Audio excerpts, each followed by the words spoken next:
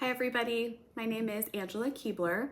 My Leading Change case study is focused on improving the nurse orientation process, and the motivation for my project really stems from the overall poor morale and retention that we've seen within our nursing department over the last few years.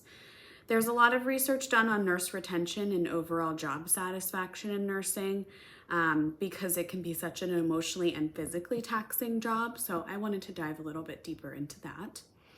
My interviews greatly informed my research process and was able to give me further insight into the issues surrounding nursing orientation and other feedback that nurses have received regarding this.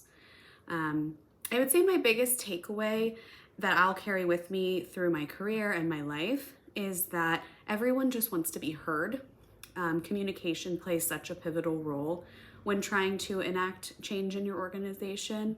One line specifically from Kotter's Step 6 has stuck with me when he says the credibility of communication had become so low that people ignored the message. I sometimes feel like that's true within our department as well.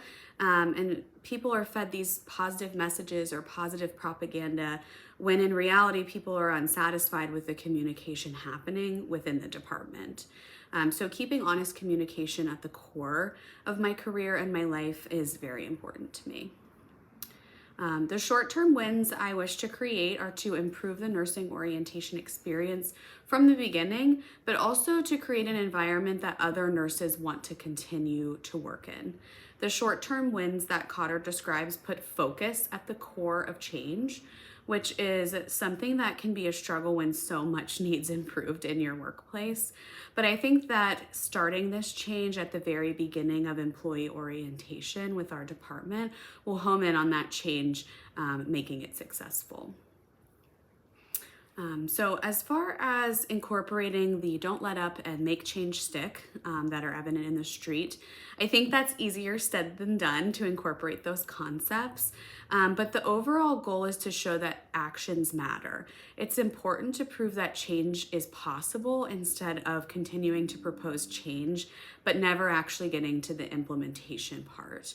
Rolling out some new changes to the orientation process ahead of time and getting staff feedback, I think could achieve this goal and showing that actions really matter.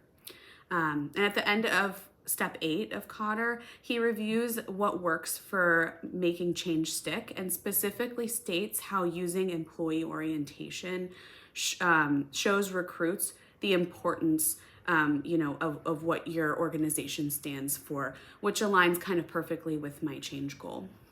And finally, the concepts I learned will help implementing my change goals because it allows a thoughtful framework. Nursing thrives on protocols and prioritization, so following Kotter's 8 steps really helps lay out the important parts of change. So I hope to trial my change goal with a new employee starting this fall, and we'll be utilizing most, if not all, of Kotter's steps to ensure that that change sticks. Thanks so much for listening. I enjoyed this course very much and hope to work with you all more in the future. Thanks.